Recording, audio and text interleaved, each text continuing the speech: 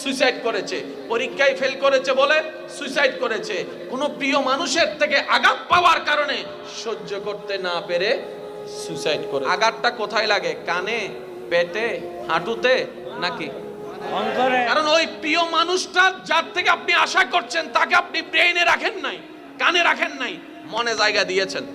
ওই মানুষটা কষ্ট দেওয়ার কারণে আপনার মনে আঘাত লেগেছে, আপনার মন ভেঙেছে, আপনি ডিপ্রেশনে চলে গেছেন, কষ্টে চলে গেছেন, আপনি আস্তে আস্তে সুইসাইডের দিকে চলে গিয়েছেন। রব বলে যে এইবার বুঝতে পেরেছো কেন আমি তোমাদেরকে বলেছিলাম মনটা আমার নামে দিয়ে দাও?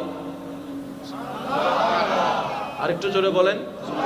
এবার বলেন, আমাদের ভিতরে পরিচিত অপরিচিতের ভিতরে সুইসাইড করেছে এমন মানুষ আছে না নাই?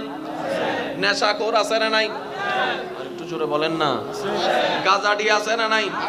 দুই নাম্বারই আছে না নাই? মেজাজি আছে না নাই? এক কথার